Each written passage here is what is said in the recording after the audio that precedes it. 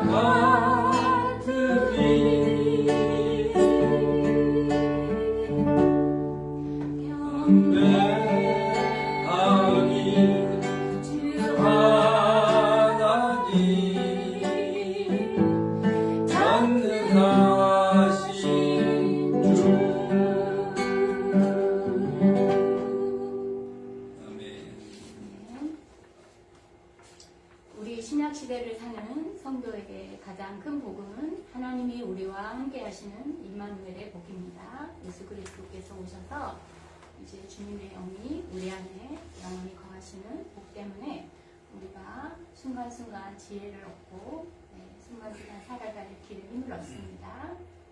임마누엘 오심을 기뻐하는 성탄 찬양인데요. 맨 마지막 절에 기뻐하라 이스라엘 곧 오시리라 임마누엘. 이 곧 오시리라는 주님이 아직 안 오셨다는 뜻이 아니라 이 주님이 임마누엘의 주님이 당신에게도 오시기를 원합니다라는 원어에 보면 그런 뜻입니다. 예, 그런 마음으로 전하겠습니다.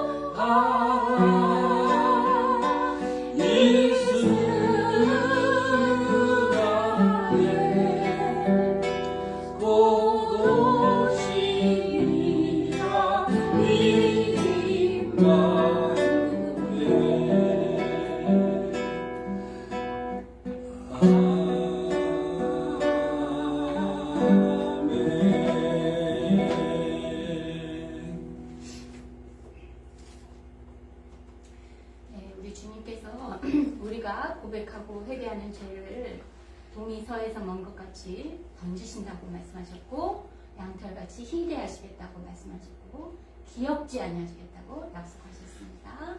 나의 행한 것 죄뿐이야. 우리 죄를 멸하소서.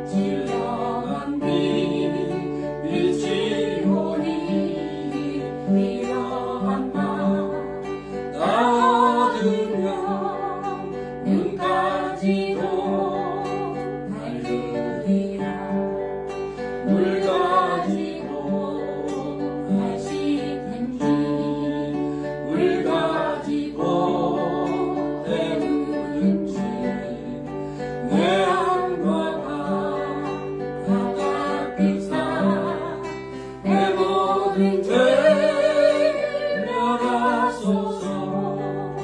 못된 행실 다 고치고 죄 생각 다 버려도 주 앞에서 정결하고 사랑지는 못하리라. 물 가지고 날 씻든지 물 가지고 때우든지 내 안과 다 닦으사 내 모든 죄 멸하소서. 아멘.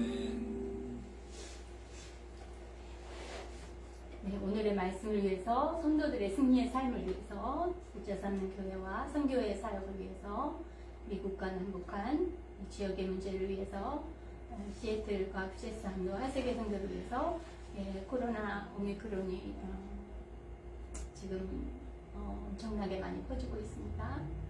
속히 우리의 예배와 또 전도와 교제들이 온전하게 회복되는 날이 속히 올 수 있도록 기도해 주시고, 공의와 정직이 회복되는 나라들, 그리고 주님의 거룩이 회복되는 교회들 되게 해주시기를, 또 우리 자신과 가정의 기도 제목들 하나님께 올려드리며 같이 기도드리겠습니다.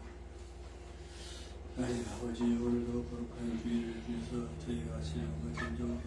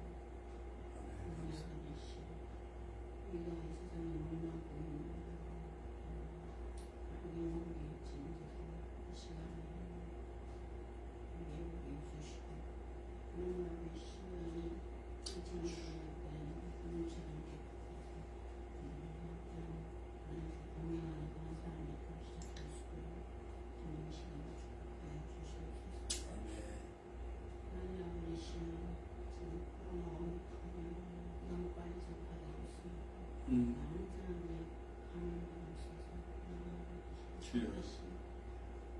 이것이 무슨 일인지 다들 많이 따라하고 있습니다. 어떻게 해결해 주시고 아멘.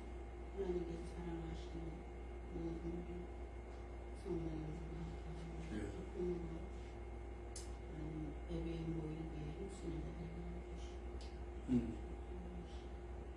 주님 은혜를 바라보는 자들이 주시옵소서. 이 시간에 보면 영주에 있는 자들이 있습니다. 우리가 가난이 대상이 되는 우리 하나님 나라를 바라보는 그런 시간을 되게 해주시고 희성한 환자들 하나하나를 찾아가셔서 위로해 주시고 하나님 나라를 밝히는 것까지 해주시옵소서. 아버지 또 우리 한국에서 해주시고 어서 속히나 주여. 평화롭게 이루어질 수 있도록 주여. 도와주시옵소서. 아멘. 미국 땅에 하나님 주님의 이름으로 세워진 나라가 왕이시 주님의 이름으로 또다시 회복되어서 이 세상에 주님의 사랑을 펼치는 그런 나라가 될 수 있도록 주여. 도와주시옵소서. 아멘. 하나님께서 세워준 이 교회 안에 귀한 일꾼을 보내주시고 아멘. 사랑 상분 예배와 모임이 힘쓰는 자 되게 해주시고 오늘 귀한 날 주시고 감사드리고 먼 곳에 이 또한 어려운 환경에서 오늘 수고하고 계시는 성도사님들 주여. 기억해 저들의 수고를 보는 참견한 마음으로 기억하셔서 주여. 해주시고 하나도 헛됨이 없도록 해주셨다는 감사합니다. 아멘. 하나님 은혜와 함께하는 이 시간 시작합니다. 오늘 귀한 말씀 한 구절 해주시고 아멘. 하나님 끝나는 시간까지 주여. 주께서 축복해 주시는 있습니다. 이 모든 말씀을 예수님으로 간절히 기도했습니다. 아멘. 아멘.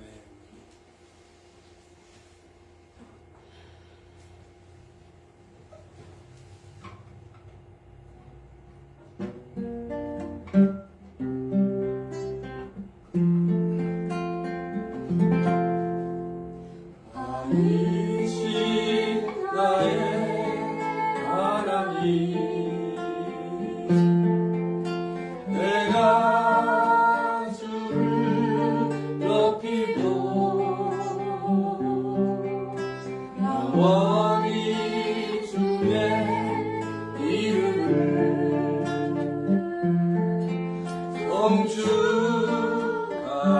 송축하리이다. Holy is the name of the King. I will exalt you, Lord. I praise the name of you forever and ever. 아멘.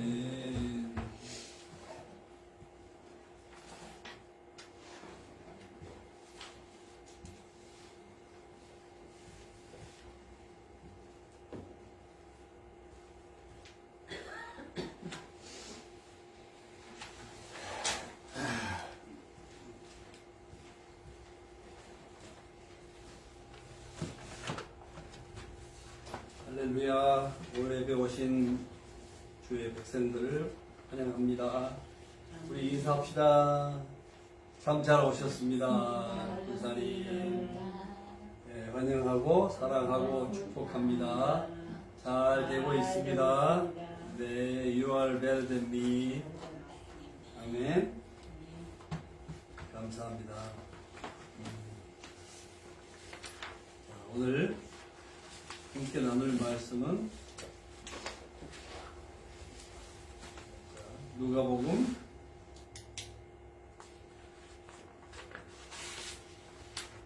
22장 47절부터 61절까지입니다. 자, 스크린 옮겨주세요. 자, 누가복음 22장 47절부터 마지막 절까지 함께 봉독합시다. 말씀하실 때 한 무리가 오는데 12 중에 하나인 유다라는 자가 그들을 앞장서와서 예수께 입을 맞추려고 가까이 하는지라. 예수께서 이르시되 유다야 네가 입맞춤으로 인자를 파느냐 하시니 그의 주위 사람들이 그 된 일을 보고 여짜오되 주여 우리가 칼로 치리까 하고 그 중에 한 사람이 대제사장의 종을 쳐 그 오른쪽 귀를 떨어뜨린지라. 예수께서 일러 이르시되 이것까지 참으라 하시고 그 귀를 먼저 낫게 하시라. 예수께서 그 잡으러 온 대제사장들과 성전의 경비대장들과 장로들에게 이르시되 너희가 강도를 잡는 것 같이 검과 뭉치를 가지고 나왔느냐? 내가 날마다 너희와 함께 성전에 있을 때 너희에게 손을 대지 아니하였도다. 그러나 이제는 너희 때요 어둠의 권세로다 하시더라. 예수를 잡아 끌고 대제사장의 집으로 들어갈새 베드로가 멀찍이 따라가니라. 사람들이 뜰 가운데 불을 피우고 함께 앉았는지라. 베드로도 그 가운데 앉았더니 한 여종이 베드로의 불빛을 향하여 앉은 것을 보고 주목하여 이르되 이 사람도 그와 함께 있었느니라 하니 베드로가 부인하여 이르되 이 여자여 내가 그를 알지 못하노라 하더라. 조금의 다른 사람이 보고 이르되 너도 그 도당이라 하거늘 베드로가 이르되 이 사람아 나는 아니로라 하더라. 한 시간쯤 있다가 또 한 사람이 장담하여 이르되 이는 갈릴리 사람이니 참으로 그와 함께 있었느니라. 베드로가 이르되 이 사람아 나는 네가 하는 말을 알지 못하노라. 아직 말하고 있을 때 닭이 곧 울더라. 주께서 돌이켜 베드로를 보시니 베드로가 주의 말씀 곧 오늘 닭 울기 전에 네가 3번 나를 부인하리라 하심이 생각나서 밖에 나가서 심히 통곡하니라. 지키는 사람들이 예수를 희롱하고 때리며 그의 눈을 가리고 물어이르되 선지자 노릇하라. 너를 친 자가 누구냐 하고 이 외에도 많은 말로 욕하더라. 나리새의 백성의 장로들과 대제사장들과 서기관들이 모여서 예수를 그 공회로 끌어들여 이르되 네가 그리스도이거든 우리에게 말하라. 대답하시되 내가 말할지라도 너희가 믿지 아니할 것이요 내가 물어도 너희가 대답하지 아니할 것이니라. 그러나 이제부터는 인자가 하나님의 권능의 우편에 앉아 있으리라 하시니 다 이르되 그러면 네가 하나님의 아들이냐? 대답하시되 너희들이 내가 그라고 말하고 있느니라. 그들이 이르되 어찌 더 증거를 요구하리요? 우리가 친히 그 입에서 들어노라 하더라. 아멘. 자, 오늘 이 말씀에 근거해서 회복과 회심의 은혜를 누리자 이런 제목으로 말씀을 나누겠어요. 이제 누가복음 강해도 이제 24장 2장밖에 남지 않았습니다. 참 오랫동안 누가복음을 이렇게 강의하고 있는 것 같아요, 그죠? 본문을 가능한 한 많이 잡아서 강의를 하려고 했는데도 아주 오래 걸려요, 그죠? 자, 오늘 이제 47절부터 53절까지는 예수님께서 붙잡히신 내용입니다. 지난주 말씀의 마지막 절을 기억하시죠? 제자들에게 어찌하여 자느냐? 시험에 들지 않게 일어나 기도하라. 자, 이렇게 말씀하실 때 예수님을 잡으러 온 무리들이 그들은 누구죠? 대제사장들, 성전의 경비대장들과 서기관들이라고 그랬어요. 가룟 유다의 인도함을 받아서 나타났어요. 주님은 기도로 위험한 순간을 맞을 준비가 되셨지만 제자들은 주님의 경고에도 불구하고 기도로 철저하게 준비하지 못한 결과 전혀 분위기 파악을 못한 채 위험한 상황을 맞고 있습니다. 유다가 입을 맞추려고 가까이 하자 예수님께서 유다야 네가 입맞춤으로 인자를 파느냐 그렇게 말씀하셨어요. 유다의 심중을 깨뜨려 보고 계시는 주님이시죠. 그의 배신을 강조한 말씀입니다. 가룟 유다는 사랑과 존경의 표시로 해야 할 입맞춤을 화렵치한 배신의 도구로 사용하고 있습니다.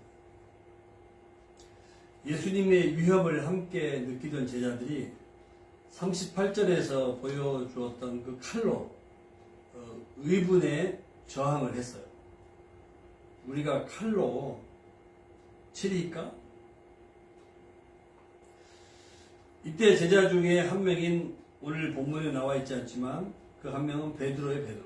다른 복음서에 보면 베드로가 대제사장의 종의 오른쪽 귀를 칼로 쳐서 땅에 떨어뜨렸다. 이때 예수님께서 뭐라고 말씀하시죠? 이것까지 참으라. 노모아 오브데 있어. 이것까지 참으라. 하시고 그 귀를 만져서 낫게 하셨어요. 여기서도 예수님이 어떤 분이신가를 우리가 볼 수 있는 대목이죠. 원수의 상처를 치료해 주시잖아요. 원수 사랑의 실천을 본으로 보여주고 계시는 주님이십니다. 자, 여기서 이것까지 참아라. 무슨 뜻일까요? 여러 가지로 해석을 해볼 수 있겠지만 보통 그들의 행동을 그냥 내버려 두어서 그들 마음대로 하게 둬라. 그런 의미의 말씀입니다. 마태복음에서 마태는요, 칼을 쓰는 자는 칼로 망한다 하시면서 검을 도로 꽂으라고 책망하는 어투로 말씀하셨어요. 지금 예수님께서 힘이 없어 배신당하시고 잡히시는 게 아니잖아요. 그죠? 배신당하시고 또 체포되시고 고난과 핍박을 받으시고 결국 십자가에 달려 죽게 되시잖아요. 이 길은 예정대로 주님이 가셔야 할 길인 거예요. 지난번 말씀을 나눴잖아요. 불법자와 동류로 취급당할 것이라는 이사야 선자의 예언이 성취되고 있는 것이죠. 그러므로 분별 없는 급한 행동, 감정이나 무력으로 대항하는 것은 주님의 사역에 아무런 도움이 되지 않는 것이죠. 진정한 보복은 무력이 아니라 비폭력인 거죠. 사랑과 희생과 섬김을 통해서 가능한 것입니다. 주님이 이것의 본을 잘 보여주고 계시는 거죠. 예수님을 잡으러 온 대제사장들과 성전의 경비대장들과 장로들은 틈만 나면 예수님을 체포하려고 했어요. 대낮에 성전에서 가르치시고 계실 때 체포했다면 더 쉬웠을 거예요. 그러나 군중들의 반응이 두려워서 시도를 하지 못한 거예요. 그래서 밤에 강도를 잡듯이 정당한 근거도 법칙도 없이 잡으려고 나타난 거예요. 예수님께서 뭐라고 말씀하세요? 너희가 강도를 잡는 것처럼 검과 몽치를 가지고 나왔느냐?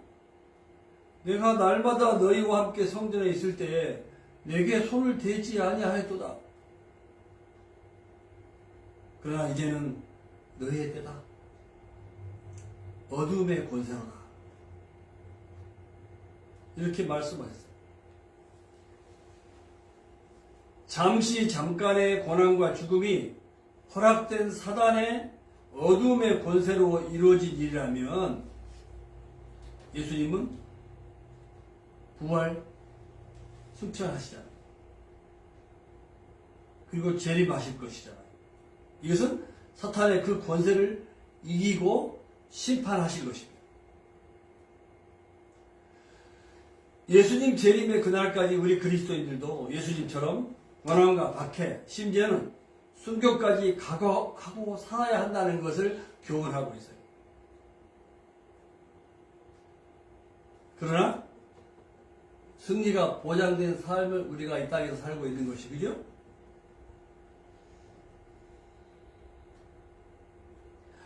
자, 이어서 54절부터는 베드로의 부인에 대한 참 기가 막힌 사건이 벌어지죠.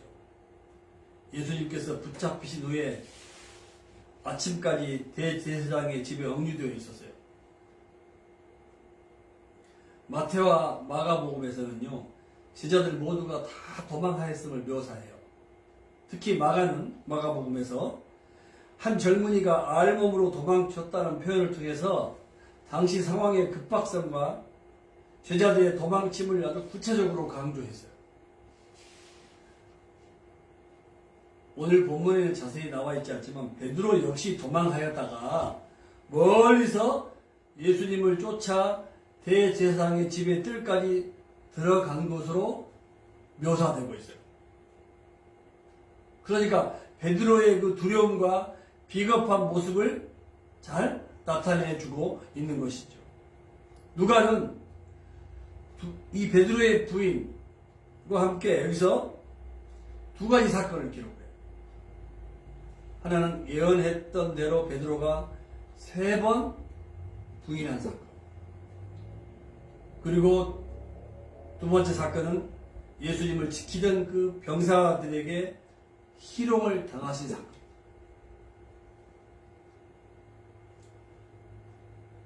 첫째, 예수님이 예언하신 대로 베드로가 3번 주님을 부인했는데, 자, 이 베드로의 부인 사건을 보시자고요. 베드로는 함께 있었지만 진정으로 함께 있었던 것이 아니에요. 멀찍이 따라갔다고 했어요. 멀찍이. at a distance. 그러나 예수님께서 베드로의 행동을 정확히 볼 수 있을 만큼 가까이 있었다고 61절은 이야기하고 있어요. 예수님이 보실 수 있는 거리에 있었다는 거죠. 사람들이 대제사장의 집들에 불을 피우고 앉아 있어요. 한 여종과 두 남자가 베드로를 알아챘어요. 대제사장의 여종이 보고 주목하여 이 사람도 그와 함께 있었다. 이 사람도 예수와 함께 있었다.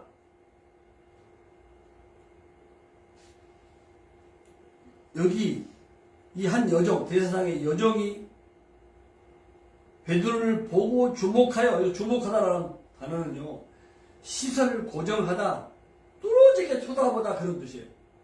베드로 누굽니까? 예수님의 수제자 아니에요, 그죠? 베드로를 뚫어지게 쳐다보면서 이 사람도 예수와 함께 있었다. 베드로의 체면이 말도 아니에요, 그죠? 베드로는 지금 두렵고 비겁한 모습으로 멀찍이, 예? 어떻게 되나 관망하기 위해서 있는 거 아니에요, 그죠? 근데 이 여종이 이 사람도, 야, 이 표현에서요, 그래도 베드로가 누구입니까? 예수님의 수석 제자 아닙니까? 그죠? 수제자. 그런데 이 대제사장의 여종이 이 사람도, 그러니까 수석 제자의 체면이 말도 아니에요. 그죠? 이 사람도, 그러니까 대제사장의 여종 앞에서도 길을 펴지 못하고 체면이 말도 아니에요. 움츠러들고 있고 비겁하고 초라한 모습으로 지금 서 있는 베드로의 모습을 보시라고요.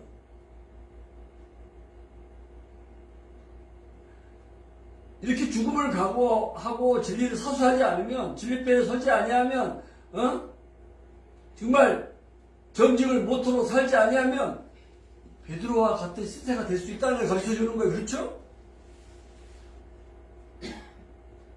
이때 베드로는요, 그 여종 앞에서 부인해요, 부인.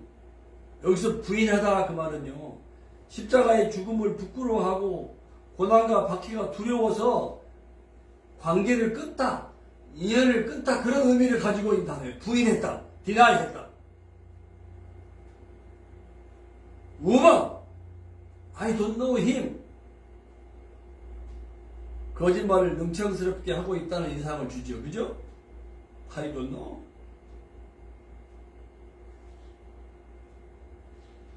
이게 여종 앞에서 주님의 수제자의 모습이에요. 안타깝죠. 그죠? 야, 너무 초라한 베드로의 모습을 보는 거예요. 조금 후에 또 한 사람이 너도 그 당이라, 도당이라 그랬어요. One of them. 그러니까 파당적인 사람이야. 그런 뜻이에요. 그랬더니 베드로가 Man, 나. 이 사람아, 나는 아니야. 마태복음에서 마태는요, 맹세하여 부인하며 알지도 못한다고 했다고 그랬어요.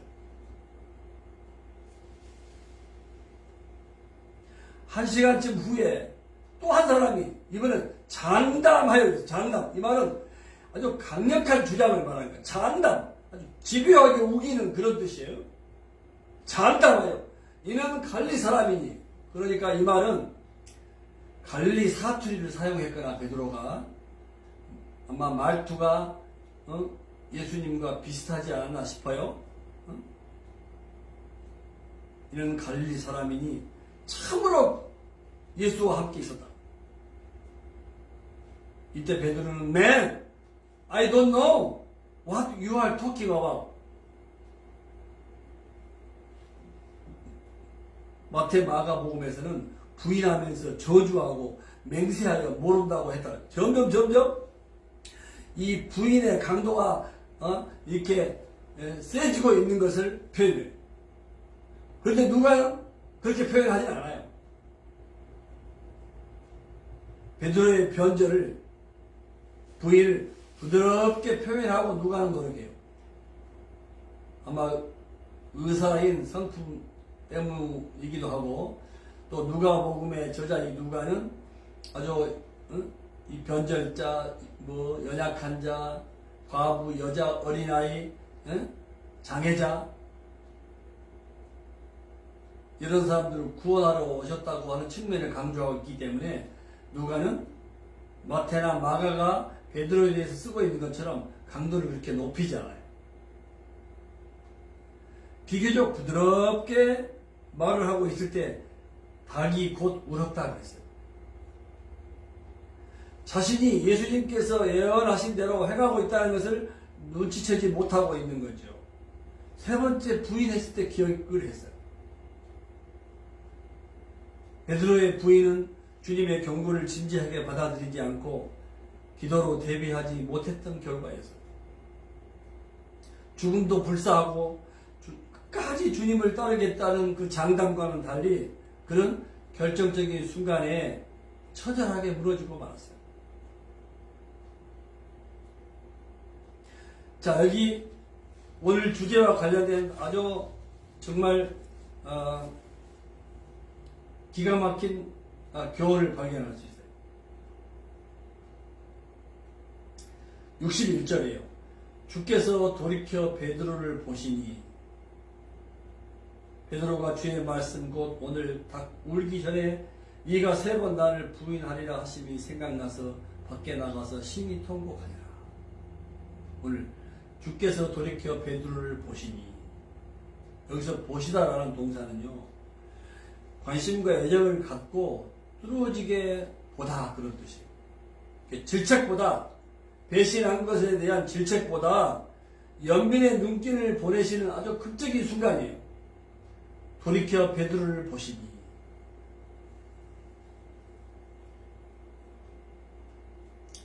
실패한 제자를 향한 최고의 사랑의 표현의 단어예요. 보시니 오늘 닭 울기 전 3번 부인하심이 생각나서 밖에 나가 심히 통곡했다. 참회의 눈물을 흘렸다 그 말이죠.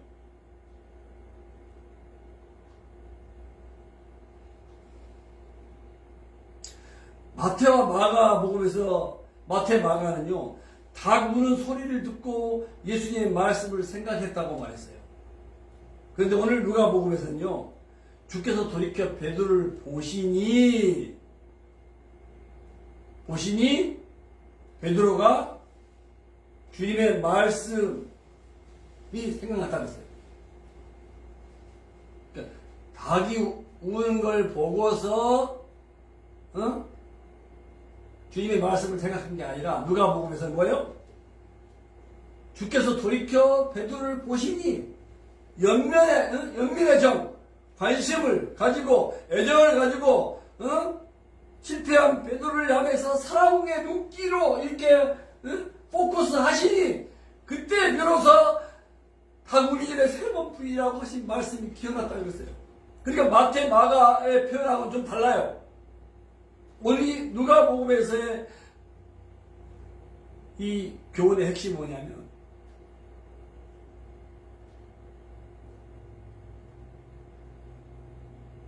실패한 베드로, 심판받아 마땅한 배신자를 향한 이 주님의 그 애정, 주님의 관심, 주님의 사랑을 볼 수 있는 대목이에요.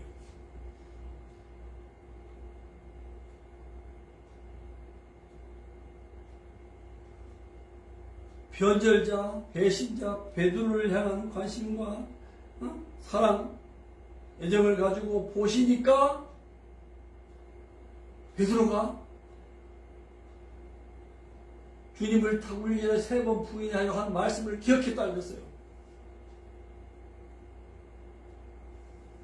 누가는 지금도 변절자로 불신앙 가운데 있는 사람에게 배신의 자리를 떠나서 눈물로 회개하라고 메시지를 전하고 있는 거예요. 예수님과 눈길을 마주친 사실, 누가는 이것을 언급해요. 주님의 눈길, 주님의 시선이 나에게 오는 것을 통해서 주님의 말씀을 생각했고, 그래서 참의 눈물을 흘리면서 회개했다는 거예요. 그러니까 베드로가 참회한 건 뭐예요? 주님과의 교감, 응? 주님의 시선, 자기를 향하신 주님의 영민, 주님의 사랑, 이것에 영향을 받아가지고 베드로가 뭐예요? 이 회복의 기회를 갖게 되었다는 거예요. 그래서 회심의 은혜를 체험했다는 거예요. 아멘?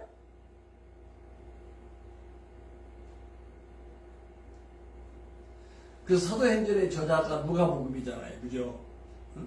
사도행전으로 이어지는 누가의 메시지는요, 초대교회에 예수 믿는다는 것 때문에 얼마나 핍박과 박해가 많았어요. 그러다 보니까 변질자들도 많았어요. 그렇지 않겠어요? 죽음이 두려워서. 그죠? 그래서 누가복음에서 사도행전으로 이어지는 이 누가의 메시지는 뭐냐면, 변절자들에 대한 정죄보다도 참회와 회개를 통한 새 사람됨을 추구하는 메시지가 더 강하다는 거예요. 범죄보다 더 무서운 것은 회개할 기회를 저버리는 것인 줄 믿습니다. 아멘? 인간은 아무리 강해도 신이 아닌 이상 늘 범죄의 유혹에서 자유롭지 못합니다. 인간에게 주어진 자유와 자유는 늘 죄악의 함정주의를 맴돌고 있는 거예요. 그렇기 때문에 인간에게 가장 위협적인 것은 죄악 자체보다 그가 다시 회복될 수 없도록 만드는 교묘한 사탄의 괴계라는 거예요. 아멘? 가룟 유다는 끝까지 자신을 사랑하며 주님의 기대를 저버리고 악한 길, 파멸의 길을 선택하여 갔어요. 베드로는 주님이 예언하신 대로 부인했고, 그가 돌이킨 것도 예언한 대로 된 것이에요. 즉시 회개하여 다른 사람들을 굳세게 하는 길로 지금 접어들고 있었어요.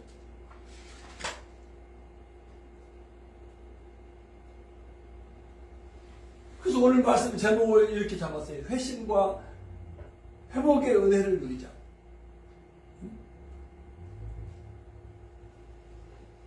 회복의 기회를 주시는 은혜의 주님이신 줄로 믿습니다. 아멘? 회복의 기회를 주셔요.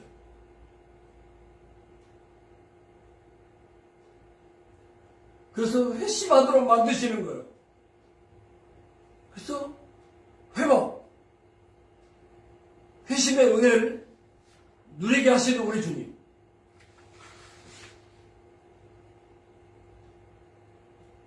변절자 베드로를 향한 이 주님의 눈빛 있잖아요. 이 눈빛을 베드로가 평생 잊을 수가 있었겠어요. 그죠? 주님이 그런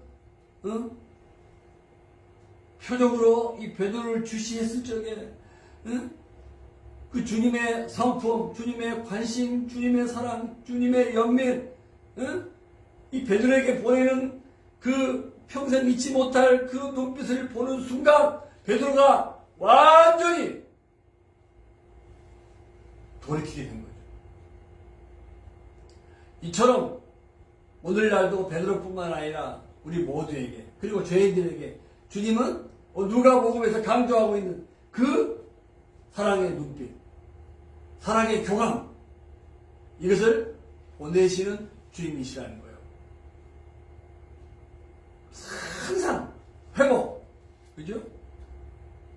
그리고 회복의 회심의 은총을 날마다 누리기를 원하시는 우리 주님이신 줄로 믿습니다.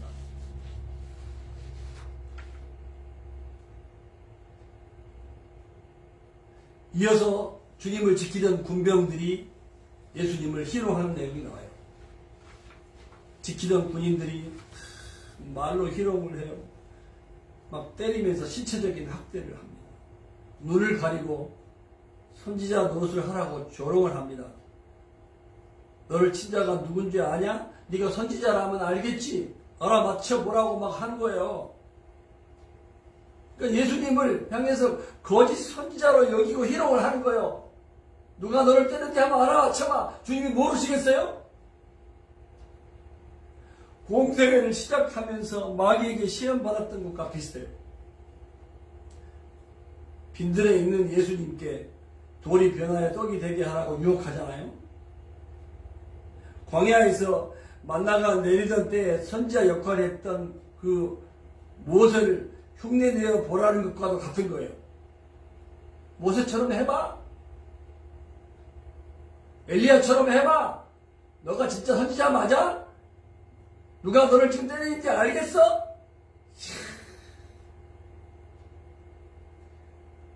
지금 상황은요, 악한 사람들이 세상을 다스리던 때 예수님을 향해서 이렇게 희롱하고 조롱하고 모욕을 하고 있는 거예요. 예수님의 그 예언자적인 권위를 모욕하는 거예요. 하나님의 능력을 조롱하는 거예요. 상상할 수 없는 범법 행위를 하고 있는 거예요. 우리는 이 말씀을 통해서 나는 과연 예수님을 신문하는 자인가? 아니면 신문받는 예수님의 편에 서 있는 자인가? 둘 중에 하나일 수밖에 없다. 그 중간은 없는 거예요. 나는 이것도 저것도 아니라고 얘기할 사람이 있을지 모르겠지만 나는 예수님을 신문하는 자인가? 신문 받고 있는 예수님 편에 서 있는 자인가?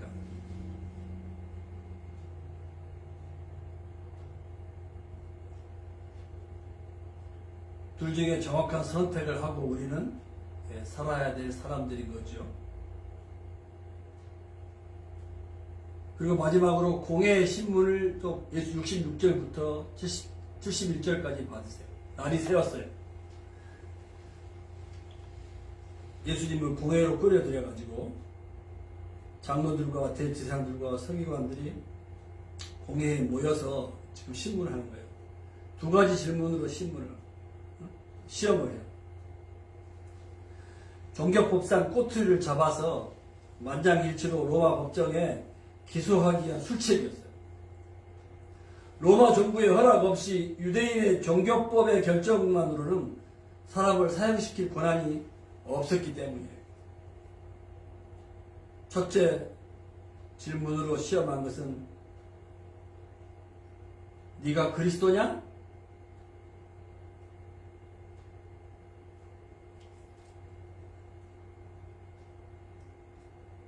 네가 그리스도이거든 우리에게 말하라. 이 말은 그리스도, 기름 부음을 받은 자, 메시아 그런 뜻이잖아요. 너가 기름 부음 받은 자 그리스도 메시아냐? 너가 왕적인 메시아냐? 사형죄로 고소할 제목을 찾기 위한 유도형 질문이에요. 맞죠? 그렇지만 예수님께서는 내가 말할지라도 너희가 믿지 아니할 텐데 믿으려고 하는 게 아니잖아요. 또 내가 물어도 너희가 대답하지 아니할 것이다. 그러나 이제부터는 인자가 하나님의 권능의 우편에 앉아 있으리라. 그렇게 말씀하셨어요. 이 말은 너희들이 나를 핍박하고 박해하고 죽일 것이지만 예수님은 3일 만에 부활하시고 승천하셔서 하나님 우편에 앉아 계셔서 우리를 위해서 지금 사역하고 계시잖아요. 이것을 말씀하신 것이에요. 그리고 하나님 우편에 지금 사역하고 계시는 주님께서는 뭐요? 재림과 함께 이 땅에 심판자로 오시는 거예요. 아멘? 마가복음에는 구름을 타고 모든 사람이 볼 수 있게끔 오실 거라고 말. 그러니까 이제 초자연적인 현상을 말씀하는 거죠. 그죠?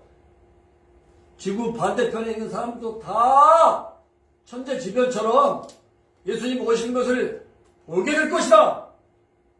그때 주님이 오셔서 뭐예요? 재판정에 앉으셔서 세상을 재판하실 거예요. 재판장으로서 재판하실 것을 말씀하시는 거예요. 고해는 두 번째 질문으로 시험을 해요. 그러면 네가 하나님의 아들이냐? 이때 주님께서 너희 말과 같이 내가 그니라. I am he. 이것은 뭐요? 죽음을 각오한 말이에요. 율법에 의하면 이렇게 말하는 것은 신성모독에 해당되는 것이에요. 그러니까 어찌 더 증거를 요구하겠냐. 우리가 친히 그 입에서 들었다. 이것은 신성모독이다. 빼도 박도 못할 일이다. 그래서 살인죄에 해당된다고 결론을 내리고 있는 거예요. 그런데 유대인의 율법에 의하면 이것은 심각한 죄가 되지만 로마의 관리들에게는 별 문제가 되지 않았어요. 사람들이 공공 질서를 지키고 로마의 정치적, 경제적 힘을 위태롭게 하는 것이 아니라면 어떤 종교적인 주장을 펼쳐도 아무런 문제가 되지 않았어요. 그래서 공회에서는 예수를 신문하고 빌라도에게 넘겨주기 전에 예수의 제목을 다시 포장해야 했어요. 그들이 생각하는 신성모독 이것만으로는 로마법에 따라서 예수님을 사형시킬 제목이 안 되는 것이었죠. 그래서 다음 말씀을 통해서 예수님이 어떻게 이렇게 또 사형을 당하게 되시는지 이미 알고 있는 말씀이 있지만 말씀이 기대가 되죠. 그죠? 자, 오늘 말씀을 마무리하면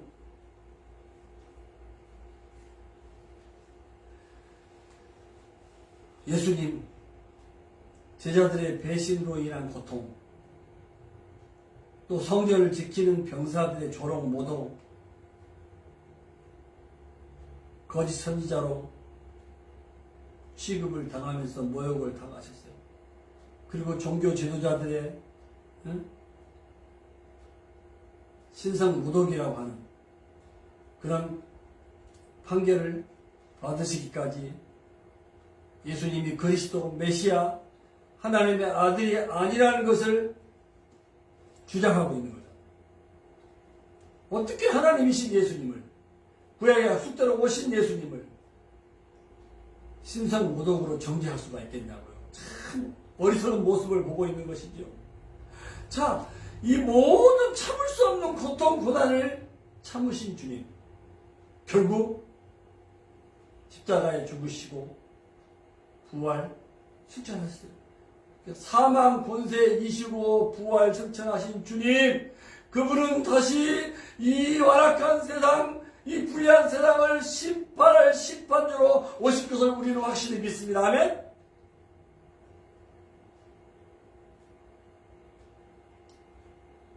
오늘 우리들과 그리고 심판받아 마땅한 죄인들을 향한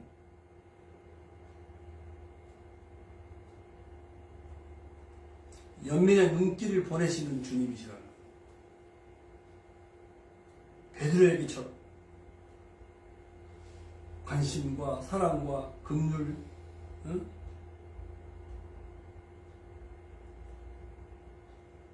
그 눈빛을 우리에게 이렇게 집중해서 보내시는 주님. 그래서 하늘 보자 버리시고 독생자, 죄 없는 독생자로 오셔서, 응? 나 한 사람 죄인이 있어도 구원하시려고 이 땅에 오셔서 죽으신 거 아니겠어요? 그죠? 그래서 예수님이 왜 이런 이 땅에 오실 이유가 없어요. 이렇게 고난받으실 이유가 없어요. 이렇게 죽으실 이유가 없으세요. 응? 내가 바다의 모욕, 희롱, 이 모든 전유 이런 것들을 주님이 대신 받으셨어요. 왜? 이렇게 하셔야만 했냐면 뭐요? 베드로에게 지금 대하시듯이 나에게 회복의 기회, 그리고 회심의 기회를 놓치지 말고 이 회복과 회심의 은혜를 날마다 누리는 삶을 살기를 원하시는 거예요. 아멘입니까? 그 주님은 얼어붙은 이 마음을 녹여주세요. 돌같이 딱딱한 마음을 그렇게 부드럽게 하세요. 이렇게 회복시켜 주시는 주님이신 줄 믿습니다. 아멘? 이거 십자가의 복음이에요. 십자가의 죽으심, 부활, 승천, 다시 심판으로 오실 재림 예수님, 이 복음의 핵심이잖아요. 그럼 이것은 뭐예요? 우리에게 기회를 주시는 거예요. 아멘? 우리에게 회복의 기회를 주시는 거예요. 그리고 회심의 기회를 주시는 거예요. 그래서 회심과 회복의 은혜를 날마다 누리기를 원하시는 우리 주님이시라는 거예요. 아멘? 그리고 얼마나 감사합니까? 답답하고 눌려있고 컬컬하고 그죠? 칠흑같이 어두운 내 인생인 것 같아도 이 복음 주님은 빛이시잖아. 아멘? 예? 눈사람을 만들어놨는데 날씨가 좀 더워지니까 슬슬 녹아가지고 밑에 거의 흔적이 없어져가요. 예? 우리 이런 걸 보면서 주님의 사랑을 느낄 수 있어야 되는 거예요. 아멘? 자, 오늘 말씀 마무리하면서 기도하십니다. 하나님, 우리를 향해서 이렇게 기회를 주시는데 이 회복의 은혜, 회심의 은혜, 감사합니다. 그래서 기쁘고 매일매일 우리가 감사한 삶을 할 수 있어요. 그죠? 연민숙 사모님 목이 아프고 뒤통수가 땡기고 아파도 오늘 말씀으로 치유된 역사가 있기를 바라며 아멘? 할렐루야. 주님의 은혜는 족합니다. 아멘? 예. 기도합시다. 우리가 이 기회 주셔서 이렇게 누리기를 바라시는 이 은혜, 회심의 은혜, 회복의 은혜 하나님 누리게 해 주실 뿐만 아니라 우리 가족, 주변에 우리의 VIP, 우리의 오이코스 이런 사람들에게 막 흘러넘쳐서 그들도 그들의 이 어두운 삶이 청산되고 깨끗해지고 정말 빛 가운데 사는 아주 광명한 삶이 될 수 있도록 우리가 중보하십니다. 잠깐 우리 말씀 생각하면서 기도하기를 원합니다.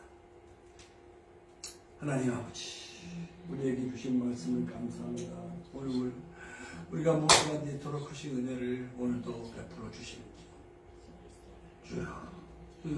주여 허물 많은 베드로 아버지 죄인들을 살리시려고 연민과 관심과 사랑에 아버지여 은총을 베푸시는 주님 감사합니다.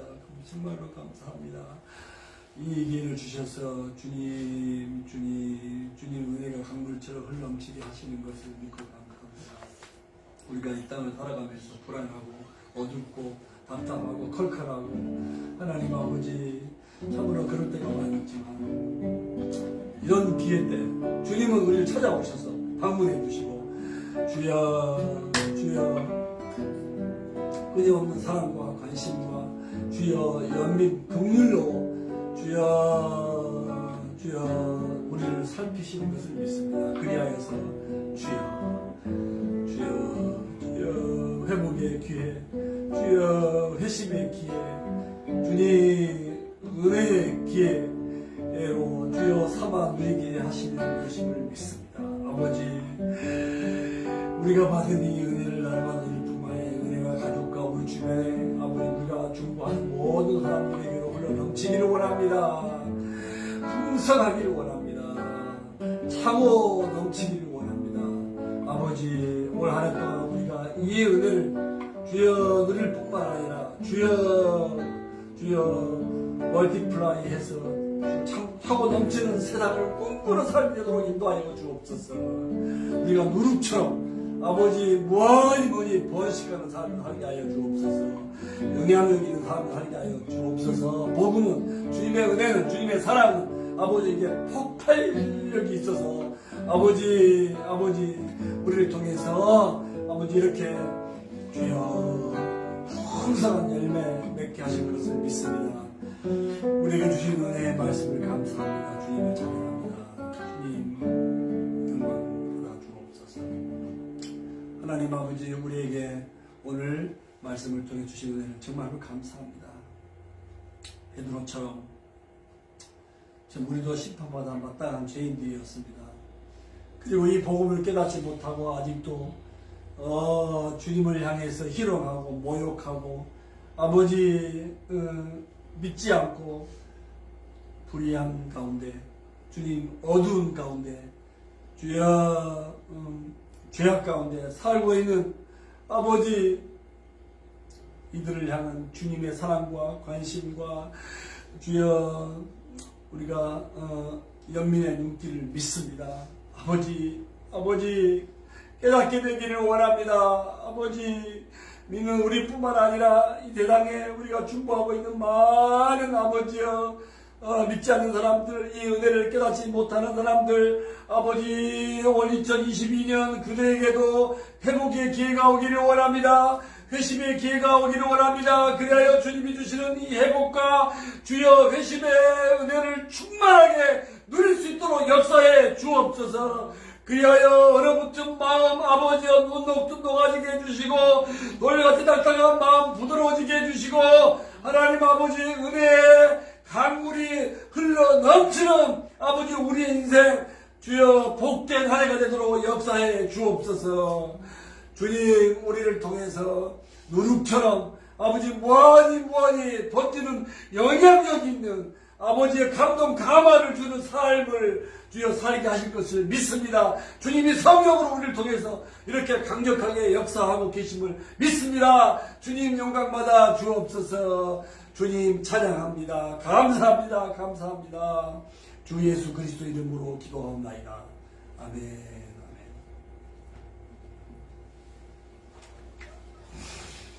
주님, 우리를 향하신 주의 인자하심이 끝이 없습니다. 주의 인자는 끝이 없고 주의 자비는 무궁하며 아침마다 새롭고 늘 새로우니 주의 성실이 금이라 성실하신 주님 steadfast love of the Lord never ceases. His mercies never come to an end. They are new every morning. Great is thy faithfulness, O Lord. Great is thy faithfulness. 아멘. 우리에게 베푸신 주님의 사랑 또 은혜 정말로 감사합니다. 한 해 동안 베푸신 은혜를 날마다 누릴 뿐만 아니라 이 받은 바 은혜의 기회가 우리 가족들, 우리의 오이코스 VIP들에게 아버지 재생산을 통해서 계속 퍼져나갈 수 있도록 은혜를 베풀어 주옵소서. 우리에게 베풀어 주신 은혜가 크고 놀라워서 오늘도 이런 모양으로 헌금했습니다. 내 손길을 복되게 해주시고 더 큰 주님의 은혜가 넘치게 하여 주옵소서. 믿음으로 한 해 동안 승리 정말 풍성한 한 해가 되도록 역사해 주옵소서. 지금은 우리 주 예수 그리스도의 크신 은혜와 하나님 아버지의 놀라우신 사랑과 성령님의 감동 강화 충만케 하시는 역사가 오늘 페이스북으로 또 유튜브로 오늘 현장에서 예배하는 모든 성도들 머리 위에 섬기는 가족과 또 직장과 삶의 현장 속에 지금부터 영원하옵기를 주 예수 그리스도의 이름으로 축원하옵나이다. 아멘. 아멘.